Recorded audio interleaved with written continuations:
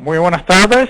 Queremos darle una muy cordial bienvenida a este webinar, una introducción a protecciones y control, que nos vamos a tener el placer de escucharla a través de el ingeniero David González, este 9 de septiembre del 2011. Don David, cambie por favor el slide para darles la introducción. Este webinar es traído a ustedes gracias a la familia de productos Relion, a la nueva generación de DEIs de protección y control de ABB. Relion, la selección perfecta para cada aplicación. El más amplio rango de productos para protección, control, medición y supervisión del sistema de potencia. Soluciones de interoperabilidad a prueba del futuro diseñadas para implementar los valores fundamentales de la norma 61850, el liderazgo tecnológico de ABB, el conocimiento y experiencia en aplicaciones globales de soporte de redes completas, la confianza que sus sistemas van a funcionar adecuadamente en cualquier situación. Y ahorita un poco sobre nuestro presentador del día de hoy, David González. David se graduó de la Universidad Nacional de Colombia, Bogotá, como ingeniero eléctrico y recibió el grado de Magíster en Sistemas de Potencia de la misma universidad. Inició su carrera profesional en la empresa de energía eléctrica de la ciudad de Bogotá como ingeniero de control y protecciones, encargado de la coordinación de protecciones del sistema de potencia de la empresa. Hace 30 años inició sus actividades en ASEA, ahora conocida como ABB, como ingeniero de diseño de tableros de protecciones, jefe del departamento de diseño y gerente de ingeniería y proyectos de distribución y servicios. Se trasladó a los Estados Unidos para seguir con ABB, Power T&D, como gerente técnico regional para la región de Latinoamérica y actualmente sirve como gerente regional de ventas para la misma región, encargado de la promoción de las protecciones de ABB versión ANSI en varios de los mercados mundiales y todas las protecciones de ABB para México, Centroamérica y el Caribe. Muy buenas tardes, don David, y abro la línea para usted para que nos brinde esta presentación. Alejandro, muchas gracias y muchas gracias a todos por dedicar este tiempo a escuchar esta presentación general de protecciones y principios de protecciones y control. Vamos a hacer un recorrido sobre la parte básica de lo que son los relevadores de protecciones y control, una visión general y vamos a entender cuál es el rol de estos aparatos en el sistema de potencia. Haremos la clasificación de estos relevadores, una revisión de las aplicaciones comunes de las protecciones para pasar a entender la filosofía que rigen las aplicaciones de los relevadores, revisando los principios básicos y revisando la numeración de las funciones según la norma IEEE.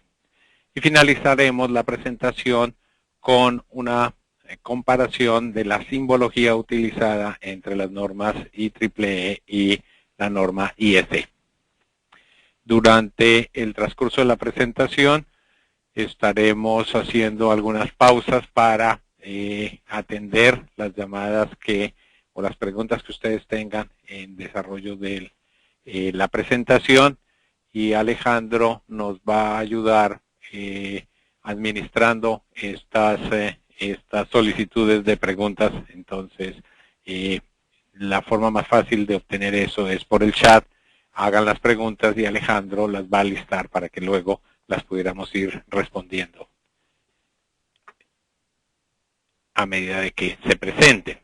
Bien, el primer aspecto que vamos a mirar es tratar de saber qué es proteger con relevadores. Y tenemos unas transparencias que nos van a ayudar a entender esta situación. Primero que todo, los relevadores sabemos que son aparatos que durante mucho tiempo han estado acompañando los diseños de las subestaciones, siendo el cerebro que elabora las diferentes acciones automáticas o acciones rápidas de control sobre los interruptores, principalmente cuando hay situaciones anormales o inseguras en las redes. Debido a las diferentes tecnologías que a lo largo de el transcurso del tiempo ha habido presentes, entonces los podemos encontrar en versiones electromecánicas, que fueron los primeros que se establecieron. Luego las versiones electrónicas primeras, que fueron de estado sólido, y últimamente unidades basadas en microprocesadores. La parte general de protecciones de estos aparatos siguen conservándose básicamente los mismos desde nuestras unidades electromecánicas. Sin embargo, el advenimiento de la electrónica más sofisticada ha puesto mayor cantidad de funcionalidad en las unidades, y esto es parte de lo que vamos a tratar en el día de hoy. Uno de los aspectos que se destacan en la aplicación de los relevadores desde el punto de vista de las directivas de las compañías en donde están instaladas, las compañías de energía o las compañías industriales, es que las inversiones en protecciones no es una actividad que rápidamente se puedan evaluar económicamente como una inversión que me da resultados en determinado tiempo. O es una inversión que va a ayudar a incrementar nuestras ganancias, porque no serían necesarios si la operación fuera normal durante todo el tiempo. Sin embargo, cuando esto deja de ser cierto, cuando la operación empieza a ser anormal, es cuando se ve el gran valor que los relevadores tienen en el sistema de potencia. Entonces, si tenemos nuestra ciudad, si estamos hablando de una empresa de energía donde tenemos todo correctamente operando y funcionando en estado normal, pueden ocurrir situaciones como las siguientes: una descarga atmosférica que se va a reflejar en una condición anormal, y en este momento las protecciones van a operar desconectando el sistema. Dependiendo de la severidad que tengamos en esa falla o condición anormal e insegura del sistema de potencia, más o menos porción de la red eléctrica irá a ser desconectada. Algunos de estos ejemplos que pudiéramos ver de condiciones anormales son, por ejemplo, la descarga en una línea de transmisión donde hay un rompimiento del aislamiento entre una de las fases y, en este caso de la fotografía, la torre de transmisión en donde se están llevando los conductores de la línea. Esta sería una condición anormal que deberá adecuadamente ser identificada por las protecciones y desconectada con la debida rapidez y habilidad y selectividad para que solamente la porción correspondiente de la red del sistema de potencia sea involucrada. Un ejemplo adicional es, por ejemplo, la falla en un transformador. Aquí vemos el núcleo de un transformador totalmente dañado por una falla interna en un transformador, o algo similar que pudiera ocurrir de falla en un generador. Para todos ellos habrá las debidas protecciones o los debidos relevadores que pudieran ayudar a minimizar estas consecuencias. De acuerdo a la IEEE 37.90, podemos tener una clasificación de esas funciones de los relevadores. Algunos serán protección porque irán a detectar condiciones intolerables y detectar aparatos defectuosos. Algunas unidades serán de monitoreo para verificar condiciones de las protecciones o del sistema de potencia. Un elemento que ha sido clasificado dentro de relevadores, aunque su función es más de control, son las unidades de recierre, los cuales establecen secuencias de cierre para el interruptor posteriores a la operación de una protección. Hay unidades de regulación que operan para mantener parámetros operativos dentro de una región definida. Por ejemplo, un regulador de voltaje va a operar automáticamente para mantener el voltaje a un nivel preajustado. Unidades auxiliares que operan en respuestas a la acción de otro relevador, por ejemplo, proporcionando funcionalidad adicional, repetir los contactos de una señal cuando la señal de origen necesita ser aplicada a diferentes esquemas de control. Otro de las clasificaciones sería la sincronización para asegurar adecuadas condiciones existentes para interconectar dos sistemas o dos secciones del sistema de potencia, garantizando que su conexión es adecuada porque pertenecen al mismo sistema. De acuerdo a las señales de entrada que son censados por los relevadores, los podemos clasificar como unidades de corriente, donde las señales de corriente, las más de las veces provenientes de unos transformadores de corriente, irían a darnos esta señal de entrada para operar. Otros más podrían ser por señales de voltaje, igualmente de unos transformadores de potencial, recibiríamos las señales de tensión y la unidad con la medición de esos valores de voltaje iría a tomar la determinación si hay que operar o no. De potencia, en cuyo caso las entradas tendrían señales de corriente y de voltaje y harían la integración de las dos señales de corriente-voltaje más el ángulo para determinar la correspondiente potencia que está pasando por el circuito y de allí hacer la evaluación de la condición. Unidades de frecuencia, que las más de las veces lo hacemos a través de señales de voltaje. El voltaje también nos refleja en sus ondas sinusoidales la frecuencia que tiene el sistema y usar la frecuencia como el elemento de vigilancia para saber qué tan saludable está nuestro sistema de potencia. Señales de temperatura, que lo podemos hacer de varias maneras. Clásicamente una entrada por terminales de RTD que nos traerían las señales, o también entradas de RTD y un modelo térmico basado en las corrientes y el historial de corrientes o el historial de carga de los elementos que estamos protegiendo. Otros elementos adicionales podrían ser presión, flujo o vibración. Si queremos clasificar los reguladores por sus características de operación, podríamos clasificarlos en unidades que trabajan con el valor de la corriente, y las más de las protecciones que trabajan con corriente solamente están mirando los valores altos de corriente, que son llamados sobrecorriente. Para las que trabajan con el voltaje tendríamos la posibilidad de una condición de determinar si tenemos el voltaje por encima o por debajo de un nivel de referencia en donde tendríamos protecciones de sobrevoltaje y bajo voltaje.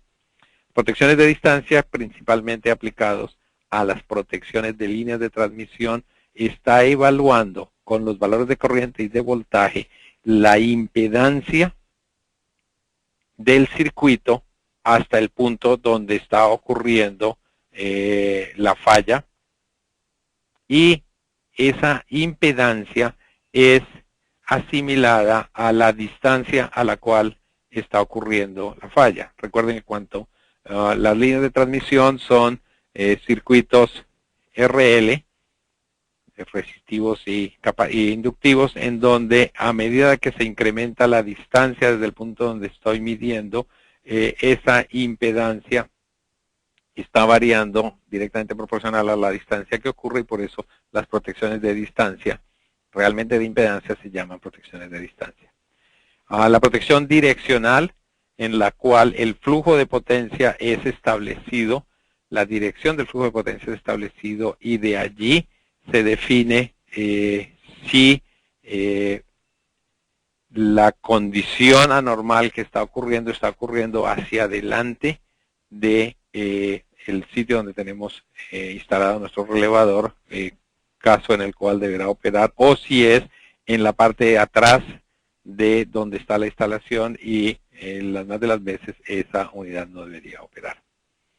Desde el punto de vista de la rapidez con que las unidades pudieran operar, las podemos clasificar en unidades que operan con tiempo inverso, donde hacen la evaluación de lo que es el tiempo de operación comparado con la magnitud de operación, las más de las veces una corriente, o de tiempo definido, donde sencillamente superado un nivel de ajuste, las unidades van a operar en un tiempo determinado, fijado en la unidad. Protecciones para fallas entre fases y para fallas fase a tierra sería la siguiente clasificación, con alta o baja velocidad, que vamos a discutir un poco más adelante. Protecciones diferenciales de corriente o comparadores de fases o direccionales serían las dos unidades que completarían nuestro listado de características de operación.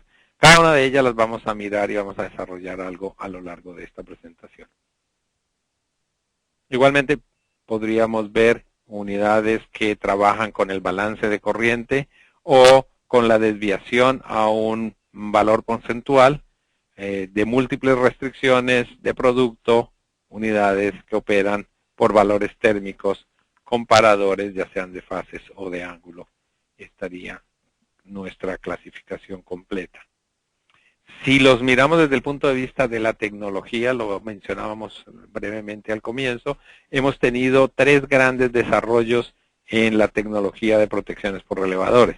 Los primeros de ellos, que se establecieron muy al comienzo de que la tecnología empezó a utilizar relevadores, fueron electromecánicos, en donde por medio de bobinas, campos eléctricos, flujo de corrientes, inducciones sobre discos, se llevaban a cabo todas las funciones de protección implementadas en ese momento.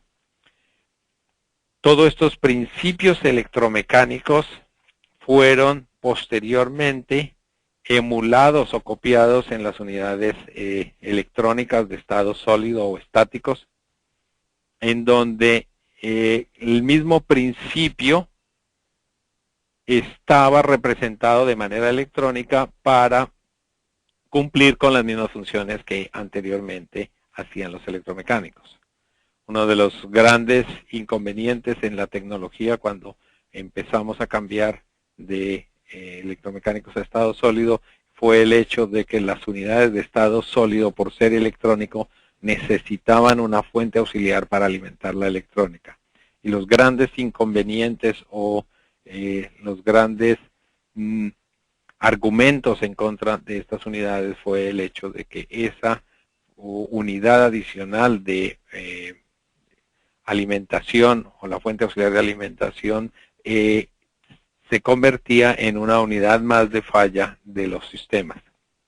Después de unos cuantos años, posiblemente 30 años de estar usando unidades de estado sólido, vinieron las unidades basadas en microprocesadores, que también son unidades electrónicas, pero que cambian el principio de operación porque ya no están de manera como hacían los relés de estado sólido, copiando la funcionalidad desde el punto de vista del hardware de los electromecánicos, sino que está haciendo la misma función, pero de manera más de software. Claro está que hay una electrónica que necesita ser trabajada, pero lo que estamos haciendo en los casos de las unidades microprocesadas es que todas las señales de entrada, esencialmente corrientes y voltajes, son muestreadas y convertidas en valores digitales, y esos valores digitales son los que luego voy a trabajar en los algoritmos, los programas de computador dentro de nuestras unidades microprocesadas que van a hacer esas comparaciones que antiguamente hacíamos electromecánicamente o en su emulación de estado sólido. Bien. Todo el tiempo hablamos de los relevadores, de la operación de los relevadores, de la forma como ellos operan, pero realmente lo que debemos considerar en conjunto es todo el esquema completo que hace el equipo de protección. Entonces, evidentemente están los relevadores, pero también están los sensores de las señales, los transformadores de corriente, los transformadores de tensión, los sensores de temperatura, los sensores de flujo, de vibración, etcétera, que forman parte de ese equipo de protecciones y que son también piezas importantes en la correcta operación de nuestro esquema. Otro elemento que es muy importante en el equipo de protecciones es el interruptor o medio de desconexión. No menos importante es el suministro de la energía para que este sistema, este equipo de protecciones trabaje. Y en último renglón tenemos la interconexión. Si miramos este diagrama en el cual sencillamente estamos tomando las señales del sistema de potencia que está representado en la parte inferior con la línea que sería el equipo de potencia donde está fluyendo toda la potencia, y el cuadro central que tenemos es la representación del interruptor. Estaríamos tomando las señales en los transformadores de corriente de uno de los lados o transformadores de tensión y llevándolos a nuestro relevador. Internamente él va a interpretar esas señales y comparar esas señales en su esquema con los valores ajustados. Si esos valores que le están difiriendo de los valores ajustados y esa diferencia es suficiente para el criterio de operación, él va a cerrar el contacto de operación que está aquí representado de acuerdo a la norma IEEE con las dos barras paralelas, cierra ese contacto y establece una circulación de corriente en el circuito ya de control para llevar esa señal al interruptor y generar un disparo, una apertura del interruptor. Noten que en ese circuito está involucrado un contacto auxiliar del interruptor que sigue el estado del interruptor de tal manera que cuando el interruptor abra, este contacto también va a abrir, estableciendo que la corriente que circula en el momento de la operación del disparo sea interrumpido no por el contacto del relevador, sino por el contacto propio auxiliar del interruptor. De esta manera, en las protecciones más modernas, se ha logrado reducir la capacidad de apertura de este contacto y lograr unidades más compactas, que es a donde toda la tecnología está tendiendo. Bien, si estamos analizando el equipo de protecciones, entonces podríamos ver que todas y cada una de las piezas de este equipo son importantes. Si los transformadores de corriente, en el caso de un relevador de corriente, no nos están reflejando adecuadamente la señal de corriente primaria, la señal que recibe el relevador no es adecuadamente fiel a lo que está ocurriendo en el sistema y podría no operar o operar inadecuadamente. Si a la vez el interruptor no obedece a las señales de disparo que envía la señal del relevador por alguna razón interna, entonces tampoco obtendremos la funcionalidad que estamos deseando, que para una condición anormal el interruptor abre. Una de las causas que podrían ser por lo cual el interruptor no abre es, por ejemplo, que hubo una desconexión en las baterías. Entonces el equipo de conexión, los cables que van llevando las señales a lo largo de las localizaciones desde el relevador hasta el transformador, hasta el interruptor, si están desconectados no van a cumplir con su función. O si las baterías no están cargadas adecuadamente y no tienen la energía, la fuerza suficiente para mover el interruptor a través de su bobina de disparo. Entonces noten que no es solamente el relevador el que es importante y el que tiene toda la responsabilidad en equipo de protecciones, sino es adecuadamente. Es el conjunto en total el que estaría dando esa funcionalidad. Si volvemos nuevamente sobre las protecciones, vamos a mirar en sus aplicaciones principios que deberemos cumplir a todo lo largo, independiente de cuáles son las unidades o la funcionalidad particular que estamos trabajando.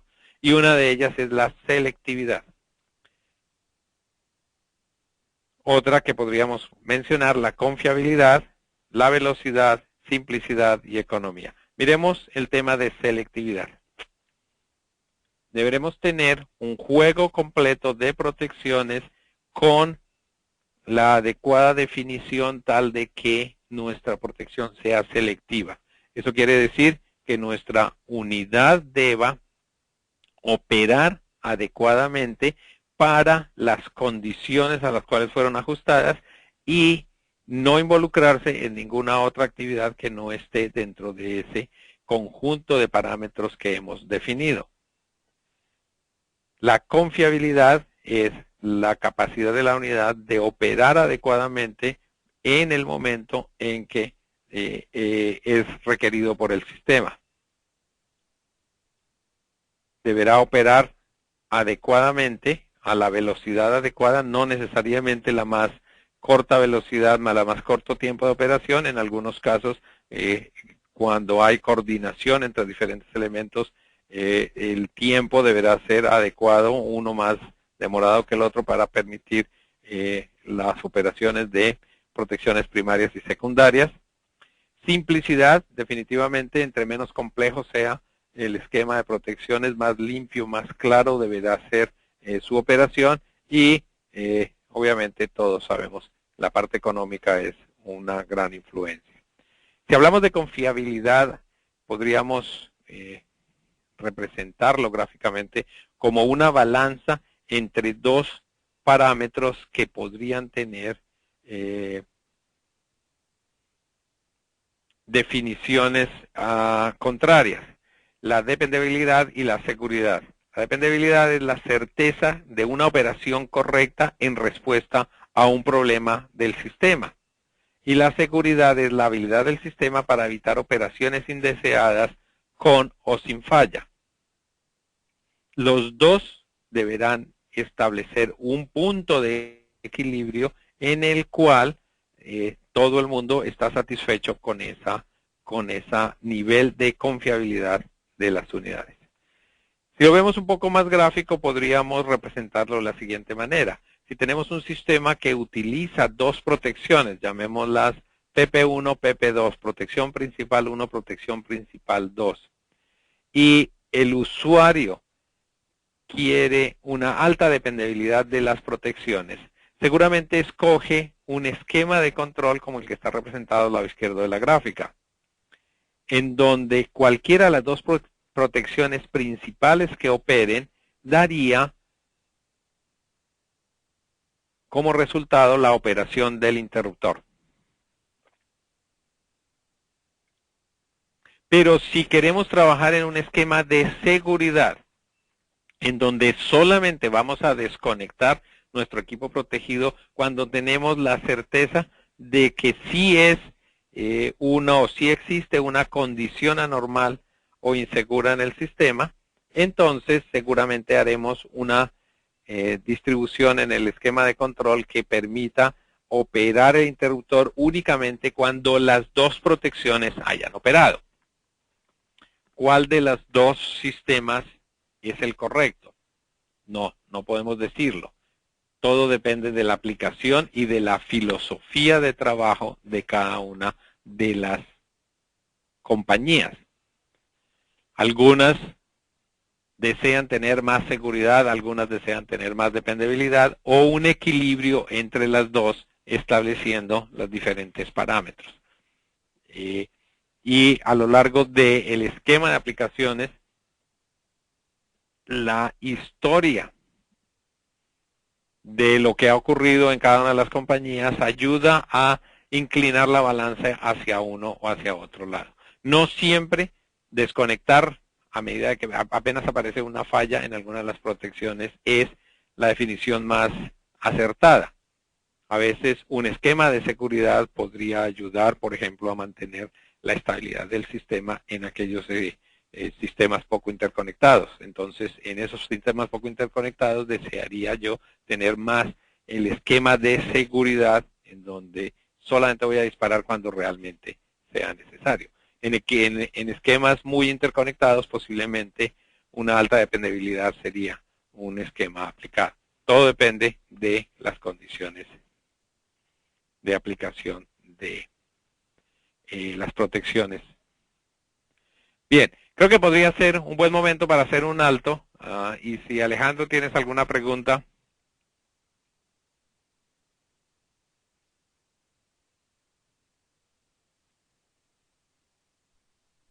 En el chat hay algunas preguntas. Sí, en realidad hasta ahorita todas las preguntas se le han dado respuesta a través del chat, pero una de las preguntas que nos llegó fue ¿qué es el 52A? 52A es el contacto auxiliar del interruptor que cuando en su posición energizada o cerrada en este caso, indica que el interruptor está cerrado. También ese contacto auxiliar es el que interrumpe la corriente DC que se utiliza dentro del sistema de control para activar la bobina de disparo y como consecuencia la apertura del interruptor. También tenemos, a ver, ¿qué tenemos aquí? ¿Por qué dependibilidad en los conceptos de dependibilidad y seguridad? Nos llega una pregunta la cual indica que ¿por qué dependibilidad en paralelo y por qué seguridad en serie? Ok, básicamente dependibilidad es la certitud de operación, ok, y los dos contactos en paralelo significan que cualquiera de los dos contactos que cierren van a activar, van a causar la operación del interruptor. Los contactos en serie son más seguros porque para la operación del interruptor se requiere que ambos relés o ambos esquemas operen al mismo tiempo para que de esa manera opere el interruptor.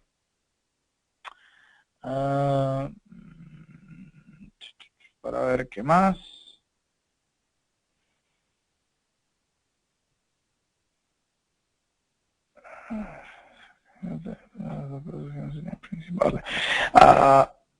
Se podría asumir entonces que con alta dependibilidad las dos protecciones serían principales.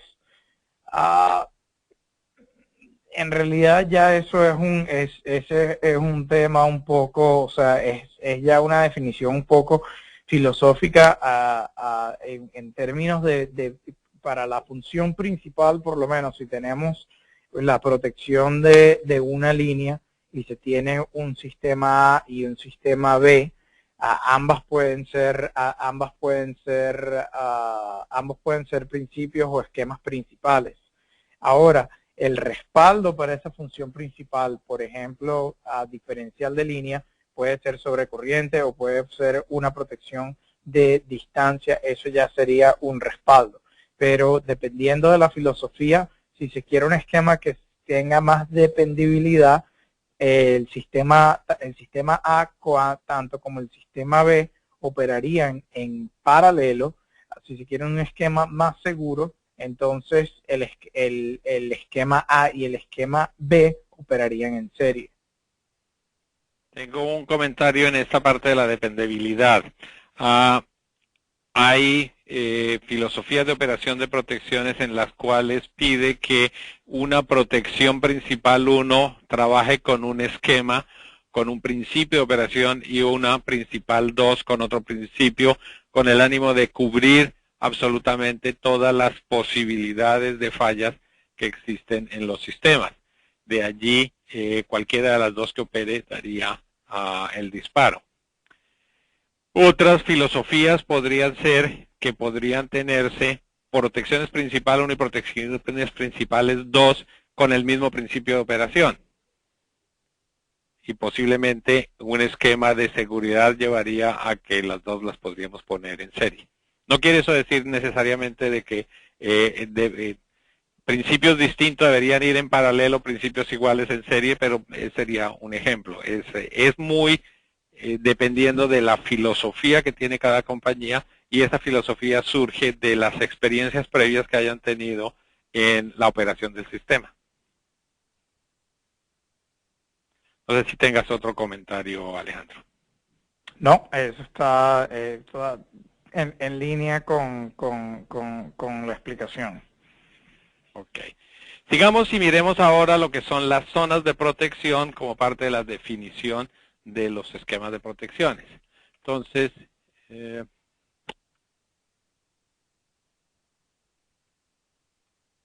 Bien, miramos un diagrama en el cual hay varias subestaciones, una configuración clásica de subestaciones. Tenemos la subestación A, en donde tenemos generadores, y en este caso cada generador está aplicado a un transformador, y de ese transformador vamos con un interruptor a un barraje, a un bus. La subestación A tiene dos generadores. Si vamos a la subestación C, en el otro extremo del dibujo tenemos un generador aplicado a una barra de generación, y de allí mediante dos transformadores aplicados a una segunda barra de la subestación C. La subestación B es una subestación de carga, y la subestación D está dividida en un barraje a un nivel de tensión, luego un transformador a un segundo nivel de tensión, en donde tenemos como cargas un motor y un alimentador. En este pequeño sistema de potencia vamos a mirar cómo definimos cada una de las zonas de protección. Una primera zona de protección que estaríamos definiendo es los generadores. Noten que la protección de generador puede incluir o no incluir un interruptor de generador. Esto modifica el esquema de protecciones y el esquema de operación de disparo de los interruptores. Entonces, en la subestación A tenemos un generador, y la zona de generador, la zona que estaría cubierto por las protecciones de generador, están limitadas en el punto de conexión de ese generador al transformador. En el caso de la subestación C, la protección de generador estaría incluyendo el generador más su interruptor de generador asociados. Si seguimos en nuestra definición de las zonas, encontraríamos una protección de transformador. En la protección de transformador de la subestación C estaría cubierto el transformador propiamente dicho, e iría a cubrir el interruptor a un nivel de tensión y al otro nivel de tensión. Al nivel de tensión más bajo al lado del generador, al nivel de tensión más alto al lado de la barra donde están las líneas conectadas. Si miramos esa misma protección de transformador en la subestación A, notaríamos que la zona de protección del transformador está incluyendo la protección de generador que ya habíamos mencionado. Esto es un traslape de zona.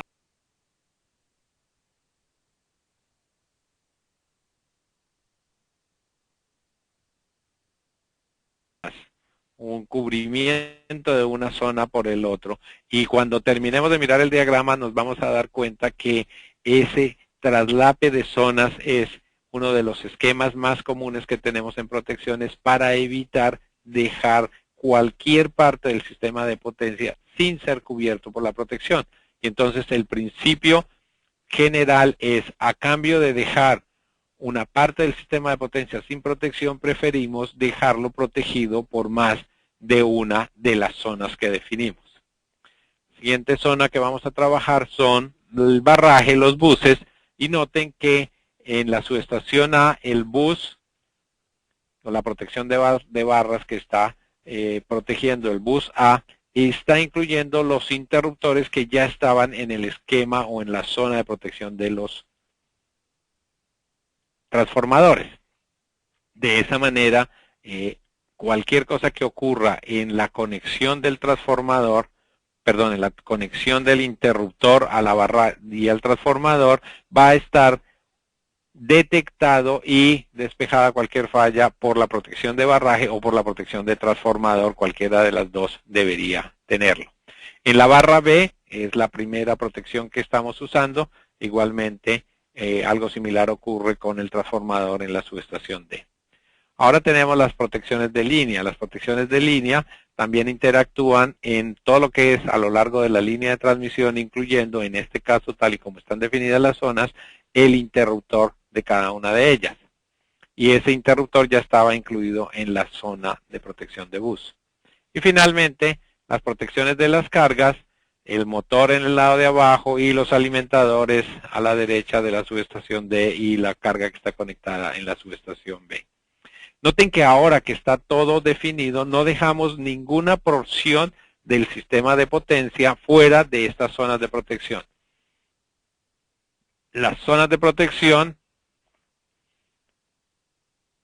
son definidas, lo vamos a ver en una par de transparencias adelante, por la localización de los transformadores de corriente y son protegidas por determinado relevador o determinado esquema de protección. Para el caso de que los interruptores de potencia sean interruptores de tanque muerto, ya entro a hacer esa definición tanque muerto, tanque vivo. Las más de las veces, ellos tienen la posibilidad de tener dos juegos de transformadores de corriente. Entonces, para que las zonas queden traslapadas, utilizo el transformador de corriente más alejado de la zona para conectarme a esa zona correspondiente. Entonces, si la zona de protección está al lado izquierdo, utilizo el transformador de corriente que está más al lado derecho, como lo vemos en la zona roja. Igualmente para la zona verde, el transformador de corriente más a la izquierda me va a proteger la zona que está a la derecha. En este caso, el interruptor estaría protegido tanto por la zona roja como por la zona verde. Los interruptores están clasificados grandemente, de una manera general, en dos tipos de acuerdo a la tecnología que son desarrollados. Interruptores de tanque muerto e interruptores de tanque vivo. En el pasado, cuando los interruptores tenían como medio de interrupción el aceite, había la posibilidad de hacerlos en dos modelos. Un gran volumen de aceite y pequeño volumen de aceite. Normalmente el gran volumen de aceite era un tanque demasiado grande en el cual estaban sumergidos los contactos del interruptor y ese tanque estaba directamente puesto a tierra. Los interruptores de tanque vivo eran interruptores en donde los contactos del interruptor estaban igualmente sumergidos en aceite, pero el tanque en donde estaban los contactos hacía parte de la trayectoria de la tensión o de la corriente del sistema y entonces estaban a un potencial alto de voltaje. Por eso se llaman de tanque vivo, están conectados en la parte viva del sistema de potencia. Esta denominación tanque muerto, tanque vivo siguió conservándose a pesar de que las tecnologías de interrupción cambiaron. Ya nadie produce interruptores, o casi nadie produce interruptores de aceite, mucho menos interruptores de gran volumen de aceite, pero se sigue usando la misma tecnología. Hay grandes diferencias en esa tecnología desde el punto de vista del tamaño y la localización de los accesorios que tiene y de los requerimientos para las fundaciones en uno y en otro interruptor. Las dos tecnologías siguen vigentes, hay aplicaciones particulares para cada una de ellas y las protecciones deben obedecer a cada una de esas necesidades. En la siguiente transparencia vamos a ver cómo es la localización de los transformadores de corriente en el caso de un interruptor de tanque vivo. En este caso, los interruptores no traen asociados los transformadores de corriente y los transformadores de corriente son una pieza de equipo separada. Si pudiéramos volver al comienzo de la presentación donde mostrábamos el equipo de protecciones, podríamos ver que aquí hay dos juegos de transformadores de corriente que posiblemente están asociados a un interruptor de tanque vivo, porque son transformadores de corriente independientes del interruptor. En el caso del tanque muerto, los transformadores de corriente forman parte integral en todo el conjunto del equipo del interruptor. Bien. Las zonas de protección en los interruptores de tanque vivo están definidos por la localización de los núcleos de los transformadores de corriente y se procura que el núcleo más alejado forme parte de la zona. Entonces, igualmente, la zona roja estará en el núcleo más alejado de la zona, igualmente el verde, de acuerdo a cómo se construyen físicamente los núcleos dentro del transformador de corriente. Bien.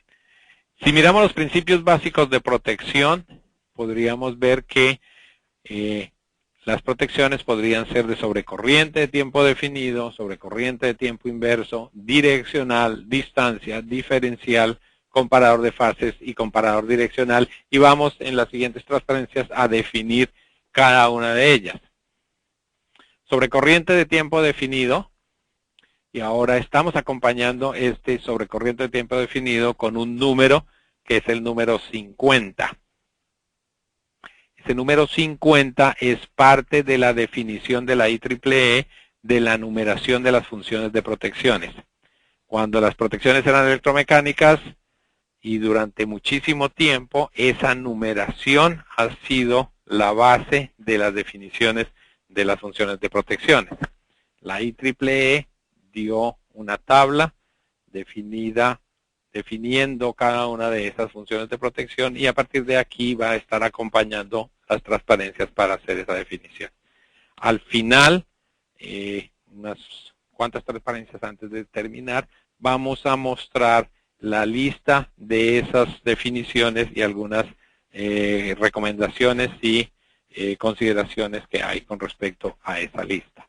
Bien, miremos nuestro sistema de potencia. Tenemos una barra, un barraje, un bus en donde tenemos alguna fuente de generación, ya sea toda una interconexión o simplemente aquí un generador, y tenemos un elemento a proteger. Las protecciones están definidas por los elementos que están protegiendo. Entonces hacemos protecciones para las líneas de transmisión, para los generadores, para los buses, para los generadores como mirábamos en las zonas, para los alimentadores. Bien, tenemos un elemento de censar, que es el transformador de corriente, y aquí tenemos nuestro relevador que va a censar esa corriente. Supongamos que ocurre una falla en este punto de la línea. Si esa corriente IR está por encima de un valor mínimo de arranque de la protección, entonces nuestra unidad va a operar en un tiempo que va a ser constante independiente de la magnitud de la corriente. Eso es lo que se llama una protección de sobrecorriente de tiempo definido. Sobrecorriente porque el valor está por encima de este valor mínimo. Cuando la corriente está por debajo del valor mínimo no va a haber operación. Cuando supero este valor mínimo, estoy sobre este valor, es una sobrecorriente y va a operar con un tiempo determinado, con un tiempo fijo. Normalmente la función 50 es la función instantánea, entonces este tiempo es el mínimo tiempo que le toma a nuestro aparato en determinar que existe esa condición. O sea, no hay un retardo de tiempo adicional o voluntario a la operación de esa unidad, por eso se llama una unidad 50, que es instantánea, lo mínimo posible. La siguiente que vamos a evaluar es la sobrecorriente de tiempo inverso. En esta sobrecorriente de tiempo inverso para la misma aplicación, lo que vamos a tener es una característica de operación que es inversamente proporcional si lo dibujamos en nuestra gráfica tiempo corriente. A mayor corriente, menor va a ser el tiempo de operación. Por eso es tipo inverso. Y de acuerdo a la nomenclatura IEEE, la numeración es el número 51. Tenemos un valor mínimo de arranque, no está marcado aquí, pero sería este valor donde no opera la protección o la protección toma muchísimo tiempo en operar, y a partir de ahí vamos a tener un comportamiento inverso, entre mayor corriente, menor tiempo de operación. Esto nos lleva a observar la mayor complejidad en el sistema de potencia, en donde si a nuestro esquema de un generador equivalente y nuestro bus, ahora llegamos a una segunda barra donde hay otra protección y ahora nuestra falla está del lado de la segunda protección, que es la protección B. podríamos establecer un esquema como el que está dibujado en la gráfica, que la operación en tiempo de B sea mucho menor que la operación del tiempo de A, para permitirle, para las fallas que están en la localización que están en la gráfica, a B le estamos permitiendo que opere mucho más rápido de lo que opera A. Entonces, para una corriente determinada, B iría a operar, como en el caso de esta corriente IR, B iría a operar en este tiempo, en donde A seguramente tomaría mucho más tiempo. Si la evaluamos en un lugar más adelante, seguramente B va a operar y A estaría más cerca. Y este tiempo que hay entre B y A en una localización se llama el tiempo de coordinación. Los expertos en protecciones deberán elaborar sus ajustes permitiendo que este tiempo de coordinación sea el adecuado para evitar que para una condición en B el que opere sea la unidad en A. Aquí es un ejemplo de por qué no siempre una operación más rápida en el tiempo es la más adecuada. Para el caso de A, necesitamos para esta falla que tome un tiempo más largo permitiéndole a B operar. Bien, esta sería nuestra esquema de coordinación en el tiempo. Ok, ahora, volvamos un momentico sobre este esquema porque necesitamos hacer una definición. Vamos a trabajar dos tipos de condiciones. La que está mostrada en esta gráfica es una condición que llamamos un esquema radial, porque nuestra generación o nuestra fuente de energía está localizada en un extremo del sistema, en este caso en el extremo izquierdo, y todo el flujo de potencia es de izquierda a derecha. Ahora imaginémonos que este sistema se extiende y en la derecha tenemos también otra fuente. Cuando en la derecha tenemos otra fuente, para cada una de las fallas que hay en el sistema podríamos tener contribución de cada uno de los lados del sistema de potencia. Cuando tenemos contribución de cada uno de los lados del sistema de potencia, entonces deberemos introducir nuestro principio de direccionalidad, en el cual únicamente la protección va a operar si está en una dirección determinada y no va a operar si está en la dirección opuesta. Volvamos sobre nuestra gráfica. Si tenemos potencia o suministro de energía de este extremo y la falla es sobre la primera línea, sobre la línea entre A y B, para la unidad A, el flujo es hacia la línea y esto es lo que se llama hacia adelante de la línea. Para la unidad B, cuando la falla es entre la línea A y B, el flujo de potencia sería inverso al sentido normal donde está localizada la línea.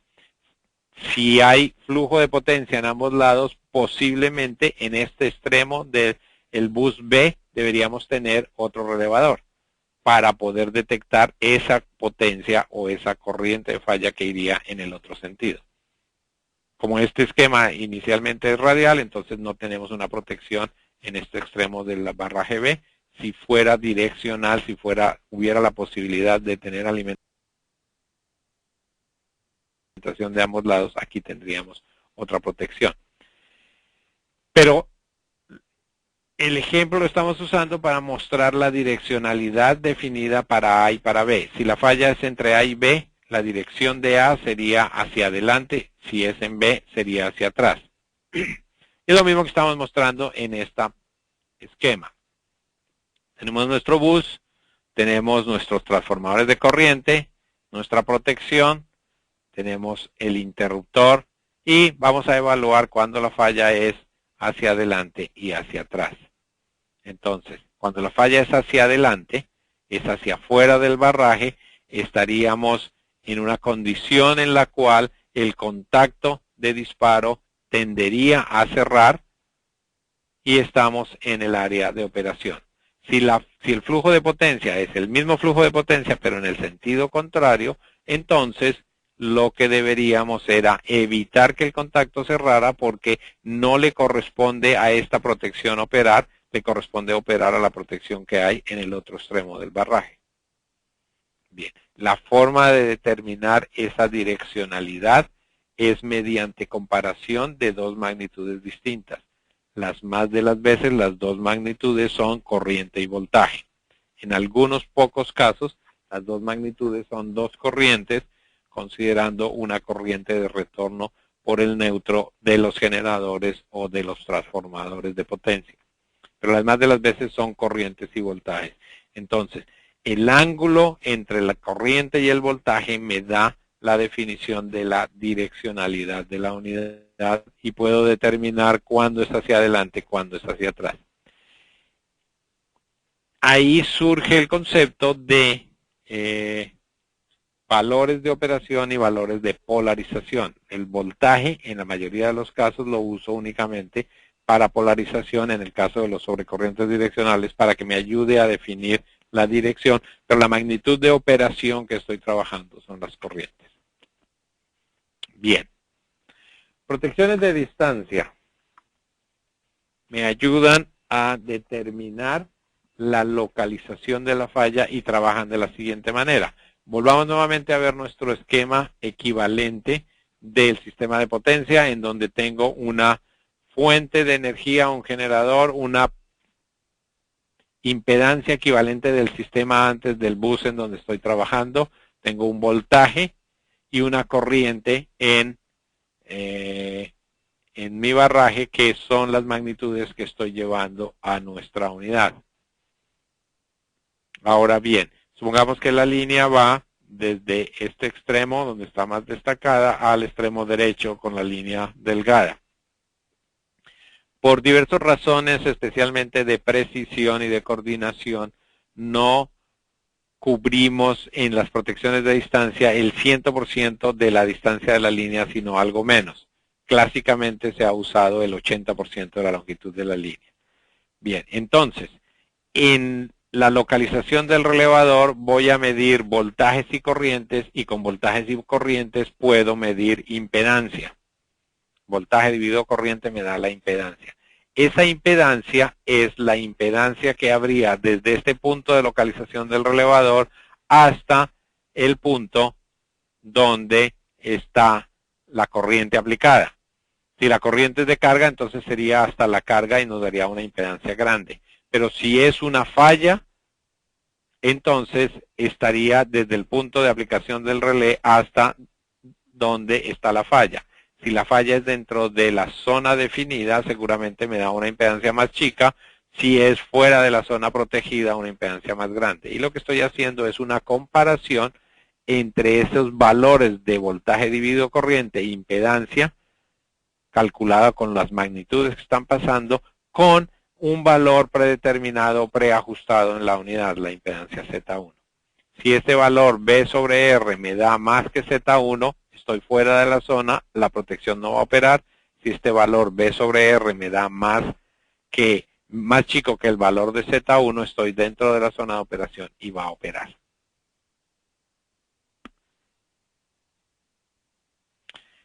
Usamos las protecciones de distancia para fallas entre fases y fallas fase a tierra. Necesito la impedancia de la línea, tanto de secuencia positiva como de secuencia cero, especialmente cuando estoy evaluando las fallas de falla a tierra. Debo considerar si esta línea es solamente de dos terminales, como las dibujada aquí, o si es una línea que tiene tres terminales con alguna derivación, o si en derivación hay alguna carga. Todos esos parámetros debo tener en consideración para evaluar el valor de impedancia de referencia que voy a tener para el ajuste de la protección de distancia. Las características de operación son como sigue. En un principio las primeras protecciones fueron circulares, era una representación más fácil de hacer en un relé electromecánico, y posteriormente con el advenimiento de la electrónica pudimos hacer unidades que se llaman cuadrilaterales. La unidad circular o la unidad MO me está representando un círculo en donde la inclinación de ese círculo está dado por el ángulo característico de la línea. las líneas son más reactivas que resistivas, entonces estarán más inclinadas, este ángulo más inclinado hacia la parte reactiva que hacia la resistiva. Bien, pero no manejo de forma independiente el alcance en la resistencia y en la reactancia, lo que sí manejo es el alcance total de impedancia. Cualquier cosa que esté por dentro del círculo estará en la zona de operación y cualquier cosa que está fuera de ese círculo será en la zona de no operación. En el caso de las unidades cuadrilaterales, tengo la posibilidad de ajuste independiente en la resistencia y ajuste independiente en la reactancia, o sea, el alcance resistivo y el alcance reactivo lo puedo ajustar independientemente con una restricción de que el alcance reactivo comparado con el resistivo no puede ser sino dentro de un rango determinado. No es que infinitamente pueda cubrir la resistencia comparada con la impedancia, con la reactancia. Bien. Las dos protecciones tienen características particulares. La protección de impedancia o de MO circular es una protección muy adecuada para fallas bifásicas o fallas trifásicas, porque la mayoría de la impedancia en el momento de la falla es la impedancia de la línea, que es reactiva, y las más de las veces es una protección que opera mucho más rápido. En el caso de las protecciones cuadrilaterales me da la posibilidad de cubrir mayor alcance resistivo, con lo cual me ayuda a poder incluir mayor resistencia de arco en el alcance de mi línea, especialmente cuando es al principio o al final de la línea, que pudiera en algún momento salirse del alcance de la línea. Si miramos los tiempos de operación, tenemos dos características, una característica de tiempo definido y una característica de tiempo inverso. Esta característica de tiempo definido me da una operación sumamente rápida al comienzo de la línea y un poco más demorada a medida de que me alejo de ese origen de la localización del relevador. Y el tiempo inverso tiene una pendiente ligeramente inversa al comienzo y se convierte en una pendiente sumamente pronunciada hacia el final del alcance de la línea, volviéndola una protección muy estable para no tener sobrealcance.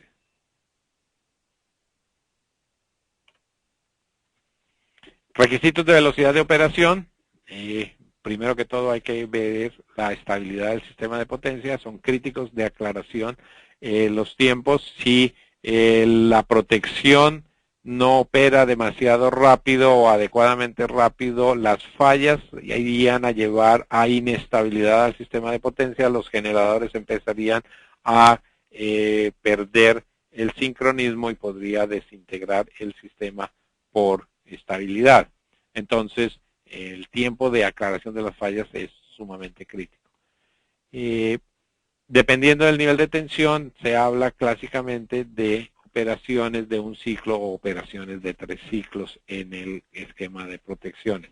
Protecciones de distancia para los sistemas de transmisión ahora se están exigiendo que sean alrededor de un ciclo o menor de un ciclo su tiempo típico.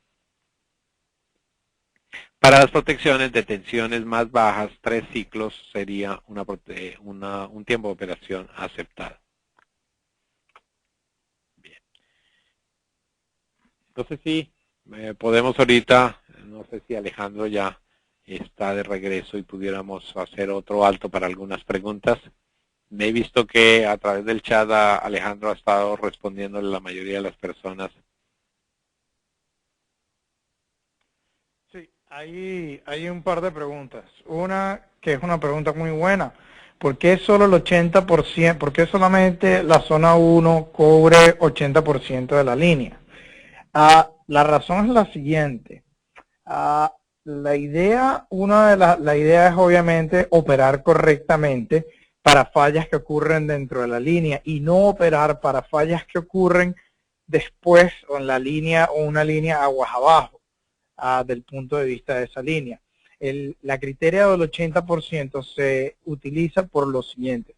Número uno, hay errores hay un porcentaje de error dentro de los transformadores de corriente y dentro de los transformadores de voltaje que no nos permitirían cubrir el 100% de la línea.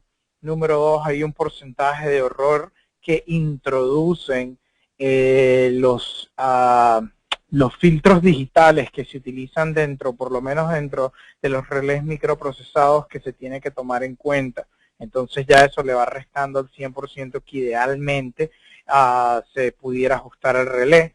Y hay otro porcentaje que se toma en cuenta porque la medición de la impedancia de la línea no es exacta. Entonces, generalmente se toman esos valores en consideración y esos valores más un margen del 5 al 8% hacen una sumatoria de 15 a 20%, y por eso históricamente se ha utilizado ese margen de cualquier número de entre 80 y 85%. Para ver qué más.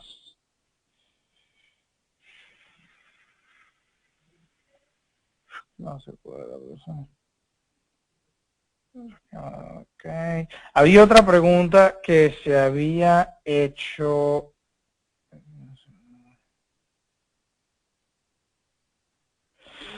Aquí hay otra pregunta. En caso de que exista una oscilación de potencia, ¿la impedancia podría hacer operar un relé de distancia?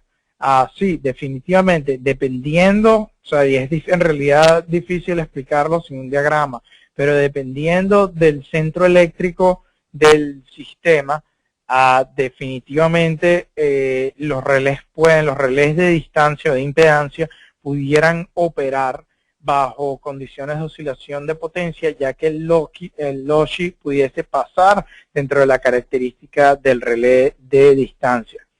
Hay esquemas que detectan este tipo de oscilaciones y básicamente se setea lo que se llama un blinder que detecta el paso del punto de impedancia a través de esta barrera. Y si el tiempo porque usualmente las oscilaciones de potencia no son tan rápidas como el cambio de impedancia que se vería del punto de carga al punto de falla en sí. De la manera como el relé mide la impedancia, el cambio de impedancia que se ve de condiciones normales a condición de falla, ese cambio ocurre sumamente rápido. Cuando hay oscilaciones de potencia, ese cambio en trayectoria es relativamente lento. Entonces hay esquemas dentro de los cuales se mide la velocidad, dentro de la cual el punto de impedancia se está cambiando, y en base a eso se puede definir si es una oscilación de potencia o si es una falla en sí.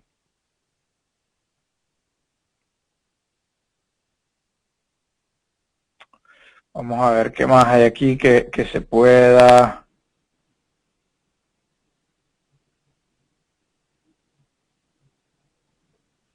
Aquí hay una muy buena pregunta. Para elegir la protección de distancia, ¿dentro de qué rango de CIR, o sea, o SIR, debe estar la línea? El CIR se refiere básicamente al ratio o a la relación de impedancia de fuente con la impedancia de la línea en sí. Y la razón por la cual esto es importante es porque cuando esa relación es sumamente alta, lo cual significa que la impedancia de la línea en relación a la impedancia de fuente es sumamente baja, en el momento que ocurre una falla dentro de la línea, la caída de tensión sobre esa impedancia de fuente va a ser sumamente alta, de manera de que la tensión va a caer de su punto nominal a un punto muy bajo. Y generalmente en tensiones de transmisión se utilizan transformadores de voltaje utilizando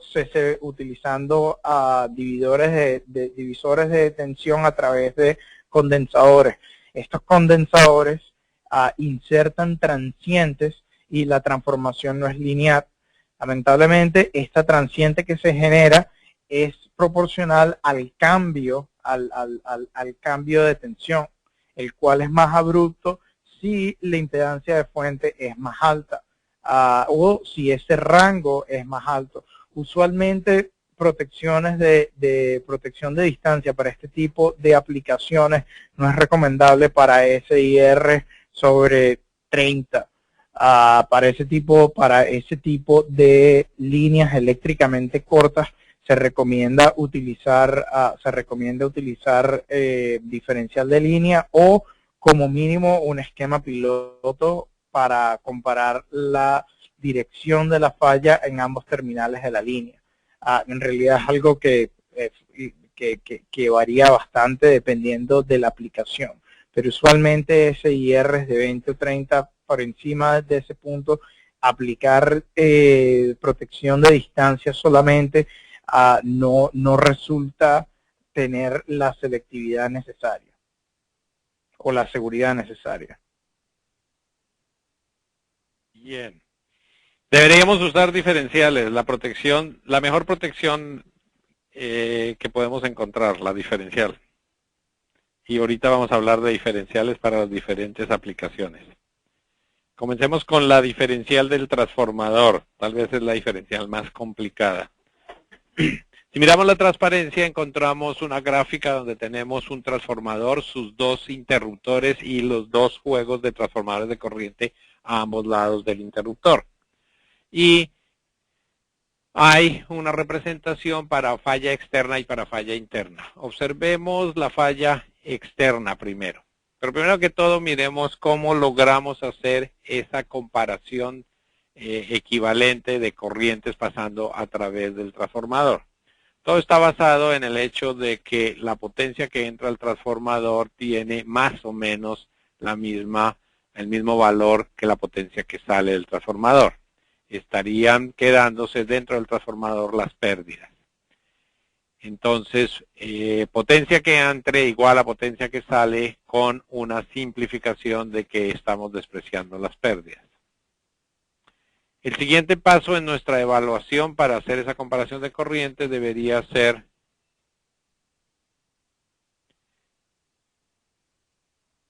que conocemos la tensión a ambos lados del transformador, o al menos conocemos la relación de transformación que nos da la relación de voltajes entre un lado y otro del transformador.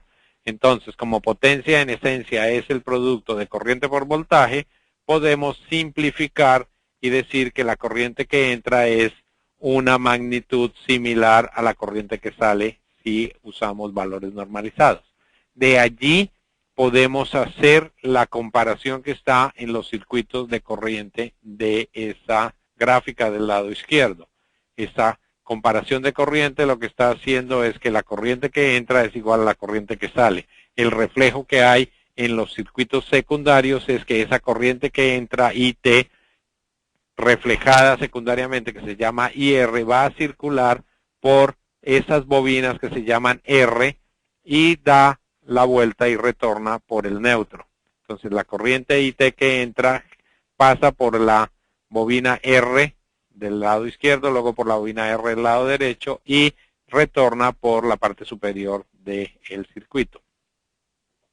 Estas R's están representando lo que en los relés electromecánicos se llamaban las bobinas de restricción, que hacían que el contacto se separara y no cerrara. Y el circuito se completa con una rama en paralelo a estas dos conexiones de los transformadores de corriente que se llama O, que era lo que se llamaba en los electromecánicos la bobina de operación, que hace que el contacto tienda a cerrar. Entonces, el equilibrio entre las corrientes o el resultado final es la consecuencia de lo que hagan las corrientes de restricción que están en oposición de las corrientes de operación. Si miramos la gráfica del lado derecho, tenemos la misma circunstancia, pero en este momento la falla, el valor de la magnitud de falla, el punto de la falla está en el lado del transformador. Entonces, si tenemos un sistema que tiene alimentación de potencia para ambos lados, se nos invierte la corriente IT, o un valor, una magnitud similar a la de IT, y ahora en el punto de unión de las dos R con la O, vamos a encontrar que las dos corrientes IR se suman y van a circular por la O y obtener que la protección en el parte O es mucho mayor que en R y va a dar una condición de operación. Esto es traído de los electromecánicos, pero sin embargo, el principio como está y la definición como está sigue siendo válida para los de estado sólido y para los microprocesados. Seguimos hablando, aunque físicamente no existan las bobinas que hacen la restricción, estamos hablando de valores o corrientes de restricción y valores o corrientes de operación. Noten que el tema no es tan sencillo porque la magnitud de la corriente de falla IT externa e interna es la misma. La impedancia que hay entre el punto externo y el punto interno de la zona de protección es muy pequeña, es simplemente la impedancia de los contactos del interruptor y de algún punto de conexionado de los transformadores de corriente. Si el punto externo, digamos, es justo fuera del transformador de corriente, y las magnitudes son idénticas, sin embargo, la protección deberá ser totalmente estable, o sea, no establecer ningún disparo para la falla externa y sí operar y hacerlo rápidamente para la falla interna. Bien. Un principio similar se utiliza para las protecciones de generador y de motor, en donde la corriente de entrada y la corriente de neutro de la unidad son evaluadas y comparadas en unos circuitos que también se llaman de restricción y de operación. Es una protección un poco más sencilla porque las más de las veces no tengo la transformación de magnitudes entre alta y baja del transformador y los señales de corriente o los transformadores de corriente son hechos por el mismo fabricante, o sea que tendría un reflejo de la corriente en ambos extremos igual, muy similar. Las magnitudes son muy similares, o sea que no podría estar afectado, o menos estaría afectado por condiciones difíciles como podrían ser saturación cuando las corrientes son muy altas en los transformadores de corriente. Extrapolando a esta condición, está la protección de bus, en donde sumo todas las corrientes y hallo un valor residual a través de una bobina de operación. Hay varios esquemas de protección de diferencial de barras. Esta que está aquí representada son exactamente la suma de las corrientes y la diferencia, y las más de las veces, desde los electromecánicos y ahora en los microprocesados, la impedancia que une los dos extremos de los transformadores de corriente era una impedancia alta, y por eso se llama este esquema un esquema de protección diferencial de alta impedancia. En esencia, lo que se estaba haciendo en el pasado en los electromecánicos era medir la diferencia de voltaje o el voltaje inducido en estos dos puntos, que hacía que un relé de voltaje operara rápidamente, porque es alta impedancia. Hay protecciones diferenciales de corriente donde individualmente cada una de las corrientes se suman y hace esta misma evaluación, restricción y operación basados en corrientes. Bien. Ahora bien, es relativamente fácil hacer una diferencial de algunos de los equipos como los transformadores, los generadores, los motores, los reactores, porque físicamente los dos extremos que tengo a evaluar donde entra y sale la corriente están físicamente localizados en el mismo lugar. Pero la situación se forma un poquito más complicada con las líneas de transmisión, donde el otro extremo de la línea de transmisión está tan alejada que no puedo pensar en un esquema de sumar las corrientes físicas de un lado al otro. Sin embargo, la protección diferencial sigue siendo como principio muy atractiva y se ha buscado a lo largo de las posibilidades tecnológicas de lograr establecer esa diferencial aunque el otro extremo está lejano. En este caso, lo que hago es que hago mediciones de corriente a ambos extremos de la línea y luego, mediante un canal de comunicación, transporto la información de un extremo al otro para poder hacer la comparación diferencial. En este caso hago la comparación en los dos extremos. Diferencias con las unidades diferenciales en equipos que están localizados en el mismo sitio es que esa comparación la hago en la misma caja, en el mismo relevador. Aquí necesito dos relevadores, uno en un extremo y en el otro, y necesito un medio de comunicación para traer las señales de un extremo al otro para poder hacer la comparación. Adicionalmente, tengo un factor que no lo tenía en las diferenciales de equipos en la misma localización, es que el canal de comunicación va a tomar un cierto tiempo en entregarme la información. Entonces debo hacer la comparación de magnitudes que estaban en el mismo tiempo. Todos estos parámetros en los relés modernos son manejados adecuadamente. En principio, lo que podríamos hacer para ver cómo funciona está presentado en la gráfica. Tenemos el caso de una falla externa, que es el color más claro, naranja, no rojo sino naranja. Entonces la corriente IF entra, la corriente IF sale a el otro extremo.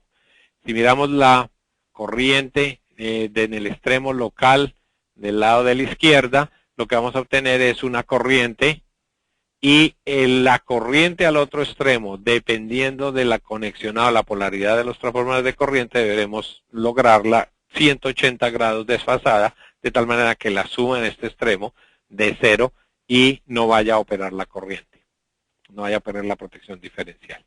En el caso de una falla interna, para el mismo conexionado, entonces se nos invierte la corriente y entonces la corriente local tiene la misma polaridad de la corriente remota y la suma nos da doblemente la corriente y la unidad va a disparar.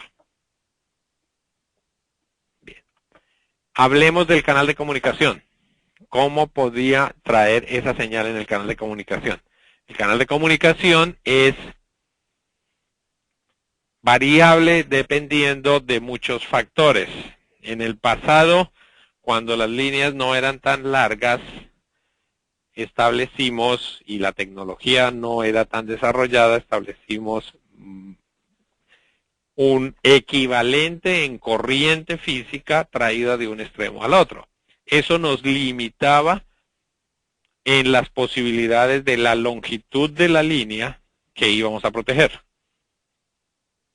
Es cuando hablábamos de que la protección diferencial de línea era adecuada para protecciones de líneas muy cortas y hasta posiblemente 2 kilómetros de distancia eran adecuadas. ¿Por qué? Porque el medio físico, el canal de comunicaciones que había entre los dos extremos no me permitía más y tenía una cantidad de inconvenientes en su implementación.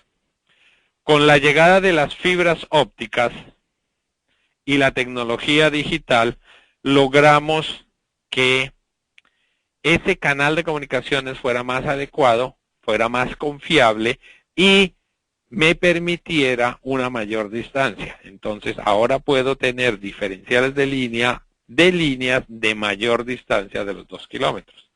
Hay instalaciones de cientos de kilómetros protegidos con diferenciales de línea. Una de las ventajas de las diferenciales de línea es que son totalmente insensibles a las condiciones de oscilaciones de voltaje.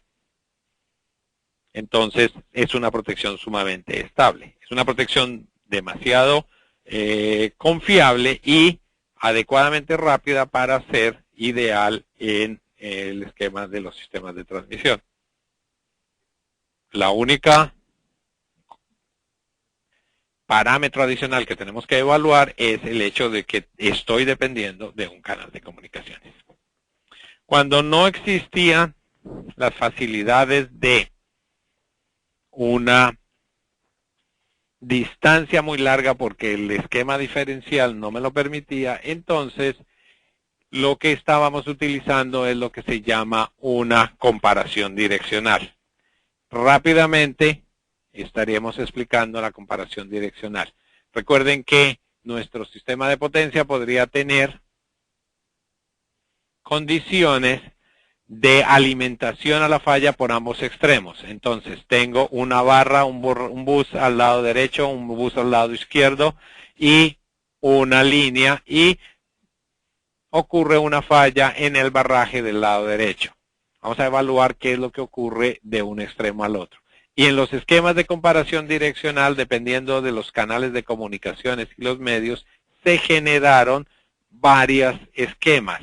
El esquema POTT, PUTT, el esquema unblock o el esquema block. Vamos a explicar un poquito al respecto. El esquema POTT consistía o es la definición en inglés de Permissive Overreaching Transfer Tree, esquema permisivo de sobrealcance de disparo transferido, en el cual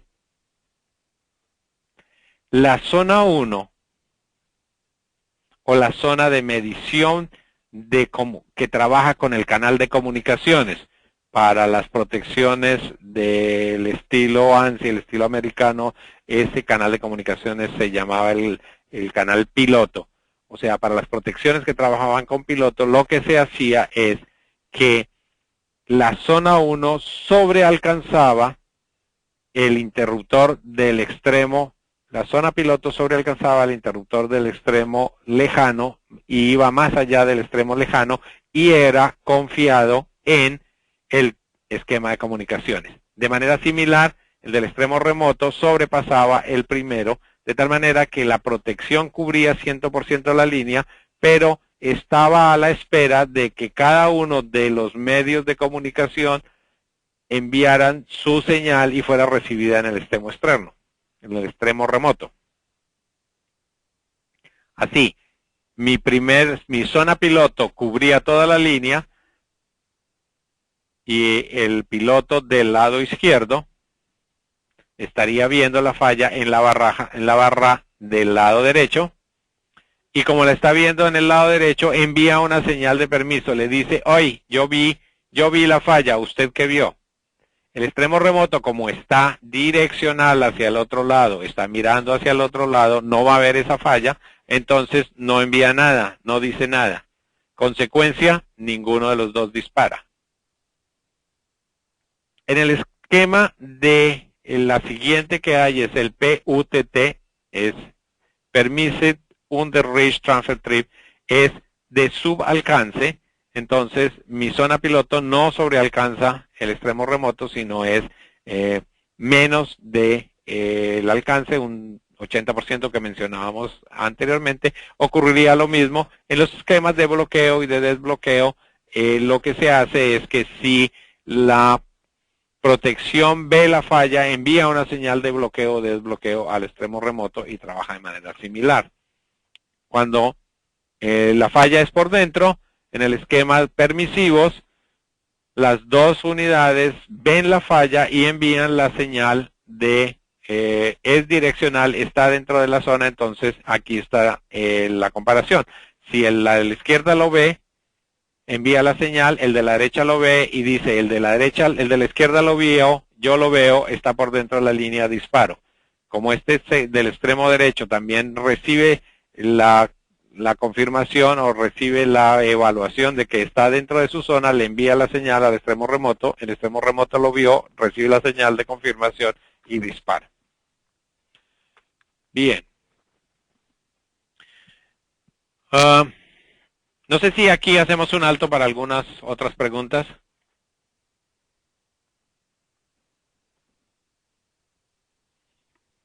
Seguro que sí. Aquí hay una pregunta sobre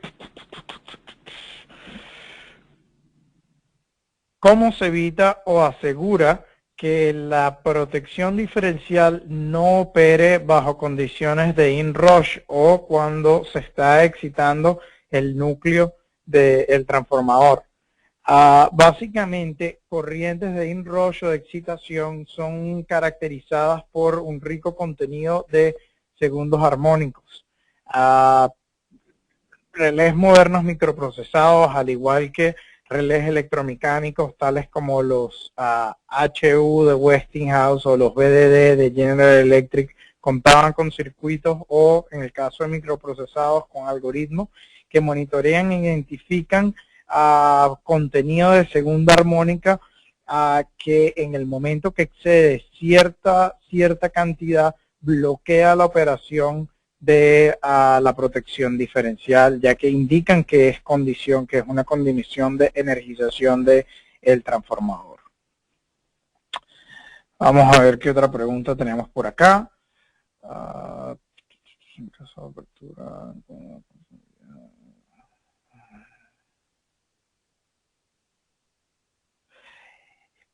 Cuando se dice que la zona 1 es instantánea en operación, ¿a qué se refiere? ¿Cuáles son los tiempos reales de operación que intervienen en la zona 1? Muy buena pregunta. Cuando decimos que es instantánea es que no hay ningún tipo de retraso o de temporización en términos de ajuste.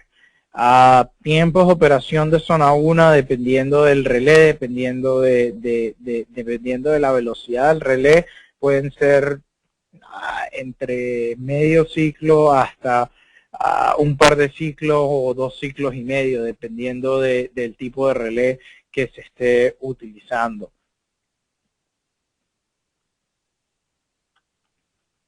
Vamos a ver qué otra pregunta tenemos. Una última pregunta en esta sesión. Bien.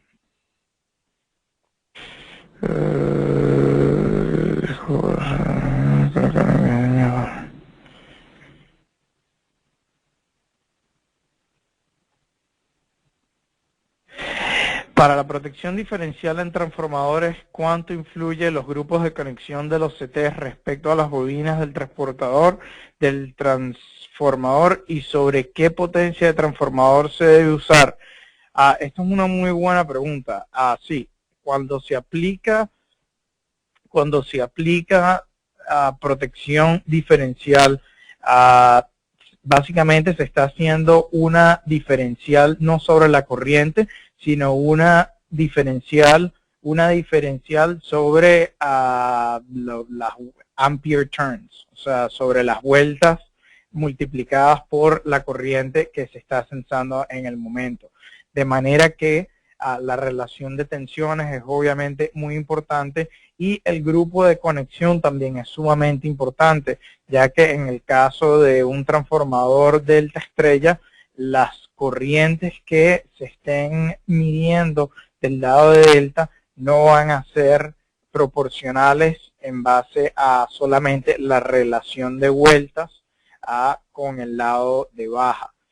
Tocaría hacer una corrección, ¿okay?, para compensar por el conexionado. En el caso de relevadores de estado sólido o relevadores electromecánicos, esta compensación se hacía en base a los CTs, en una conexión externa a los relés. En el caso de los relés microprocesados, este ajuste se hace internamente dentro del relevador en base a matrices que simulan el conexionado. Bien, ok, continuemos. Ahora, ¿cómo representamos nuestras protecciones y qué es lo que encontramos en los diagramas para finalizar con la numeración y triple E más la simbología? Miremos los diagramas internos. Cada uno de los relevadores presenta unos diagramas internos propios de conexionado. En transparencia estamos viendo cómo trabajan o cómo eran los elementos de un relé electromecánico de sobrecorriente, donde tenemos una trayectoria para la corriente alterna, unos indicadores de operación. Cuando la corriente se superaba, por el terminal 10 entraba la tensión auxiliar y a través del indicador pasaba, cerraba el contacto, sellaba con el contacto ICS en espera de que el interruptor sea el que desconecte el disparo. Noten que hay un bloque de pruebas para la unidad electromecánica que venía adjuntado a la protección, de tal manera que el usuario podía desconectar las señales de abajo, que es las que vienen del interruptor y de los transformadores de corriente, y podía, mediante una manija de prueba, inyectar señales para ratificar que la unidad estaba trabajando correctamente. Luego teníamos el esquema de corriente alterna, en donde nos daba la muestra de dónde tenemos en nuestro sistema de potencia conectadas las señales con respecto a los transformadores de corriente o de tensión. Aquí están con respecto a los transformadores de corriente. Están marcadas las polaridades de cada uno de los transformadores de corriente, las entradas y salidas a través de los relevadores con sus puntos de conexión y la bobina para cada una de las fases. La fase A, la fase B, la fase C, y el retorno que se sumaba y se incluía en la unidad de neutro. Están los bloques de prueba, la numeración de terminales, había que definir cuál es la dirección de disparo. Más de las veces la dirección de disparo es hacia afuera del esquema. Y obviamente los puntos de conexión del bloque de prueba. Entonces, noten que el bloque de prueba me permitía desconectar del esquema externo y poder hacer inyección por cada una de las fases para tener las posibilidades de probar la unidad.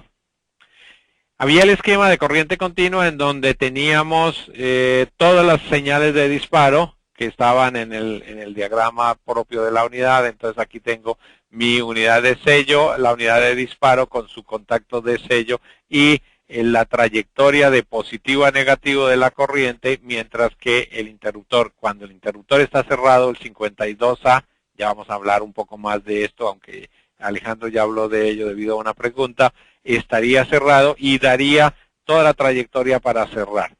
Cuando la 51A, por ejemplo, operaba, la circulación de corriente a través de ICS operaba un relevadorcito auxiliar y cierra este contacto, sellando este camino, y solamente se va a desaparecer ese camino cuando 52A abre. Y aquí están las trayectorias para cada una de las fases, fase A, fase B, fase C y el de tierra. En las unidades más sofisticadas, microprocesadas, ahora lo que tenemos son diagramas lógicos en donde van a traerse señales de cada una de las funciones lógicas dentro del algoritmo a bloques funcionales para hacer las correspondientes señales. Entonces, por ejemplo, en esta compuerta teníamos la operación de zona 1 más la supervisión de corriente, en la siguiente zona 2 más la supervisión de corriente, etcétera, para finalmente dar los disparos por cada una de las fases o el disparo de la operación de tierra. Bien, las funciones han sido nombradas y numeradas por la norma C372 del año 91. Esta norma se aplica como numeración a las funciones en las subestaciones eléctricas y plantas de generación a los aparatos instalados para la conversión de energía. Fue inicialmente desarrollada para los roles electromecánicos y se modificó para tratar de acomodarlos a los de estado sólido y los microprocesados. Se aplican a los generadores, transformadores, reactores, buses, líneas, alimentadores, bancos de capacitores y motores. Y tienen varios valores. Por ejemplo, la función 11 es una función múltiple, la función 21 es una protección de distancia que aplica a generadora, transformadora, reactora, línea o alimentador. 24 son sobreexcitación o voltios por hertz. 25 es el aparato de sincronización o verificación de sincronismo. 27 la función de bajo voltaje. 32 de potencia inversa. 37 de baja corriente o potencia baja. 40 pérdida de excitación, 46 secuencia negativa, 49 térmica. Todos estos son los nombres más populares que siempre encontramos en las especificaciones y en la denominación de las funciones de protecciones. Entonces, muy clásicamente se habla de una protección 50, una protección 51, una protección 60, etcétera. De todos, la mayoría de ellos es físicamente el aparato que está haciendo la protección, excepto de un par de ellos, el interruptor, que es llamado 52, y los contactos auxiliares de ese interruptor, llamados 52A y 52B, asociados con ese interruptor, que siguen la condición de normalmente abierto, normalmente cerrado. El contacto normalmente abierto sigue el estado de los contactos principales del interruptor. Si el interruptor está abierto, el contacto está abierto. Si el interruptor está cerrado, esos contactos auxiliares están cerrados. Y el 52B es el opuesto a la condición que tiene el interruptor. Si el interruptor está cerrado, él está abierto. Si el interruptor está abierto, el 52B estará cerrado. Bien. Entonces, pueden ver la diferente colección de denominaciones. 67, direccional de sobrecorriente, que lo uso para transformador, para línea, para alimentador, para reactor. 79, recierre, 81, frecuencia. El otro aparato que no tiene que ver con protecciones es el 89, es el desconectador o el seccionador. Igualmente, un contacto A, un contacto B sería marcado 89A, 89B. De los relés auxiliares, tal vez el más importante es el 86, que es el relé de bloqueo.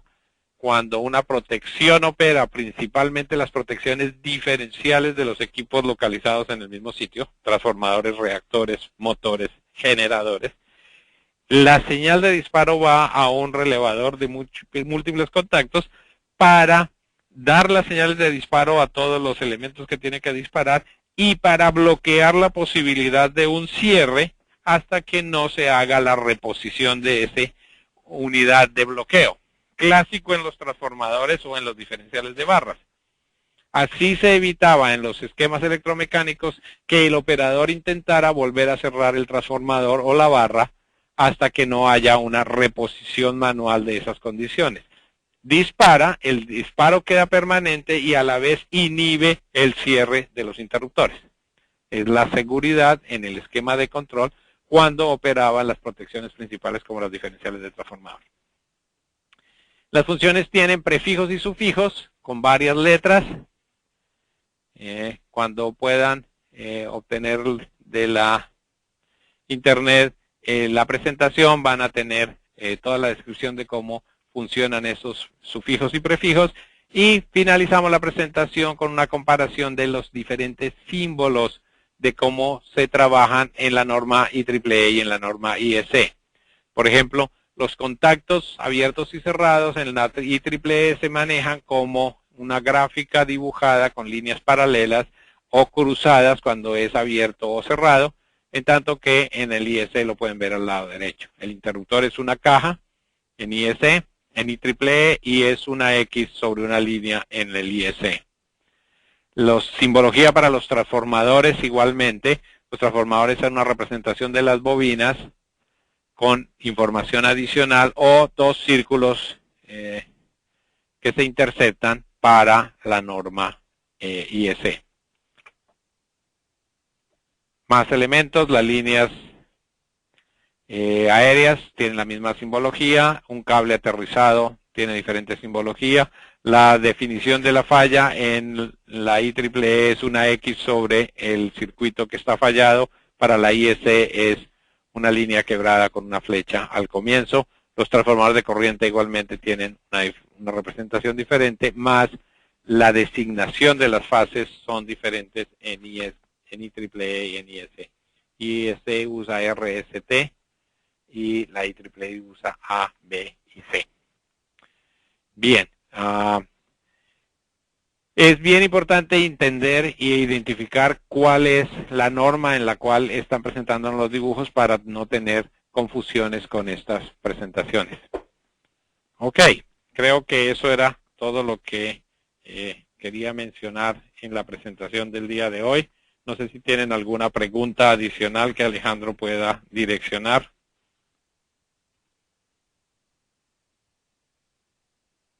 Como estaba definido en las comunicaciones que les hemos enviado, hay la posibilidad de que esta presentación que ha sido grabada la puedan escuchar nuevamente a su elección en un enlace que ya tienen o van a tener en un tiempo corto. Este mismo día, en un par de horas, ya estará un mensaje en su correo electrónico para poder volver a observar esta presentación. Si no hay más preguntas, les agradezco muchísimo. Voy a tomar un poco, Okay. Voy a tomar un par de preguntas. Listo. Una pregunta es, ¿cuál es el principio de la función 64? La función 64 es lo que se refiere a un detector de falla tierra.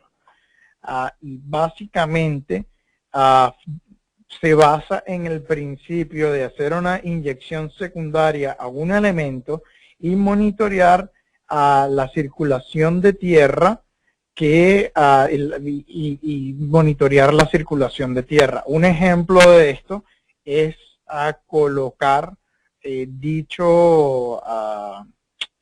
básicamente colocar dicha fuente, ¿ok? E inyectar corriente al estator de un generador para así básicamente detectar la presencia de una tierra, la cual completaría el circuito y de tal manera verificar condición de falla. Lo mismo se utiliza en las protecciones de rotor de generadores, exactamente. Una fuente de corriente inyecta corriente y en el momento dentro del cual ocurre una tierra en el rotor, dicha circulación de corriente se puede utilizar para detectar que una falla a tierra existe. Para ver qué otra pregunta tenemos por acá.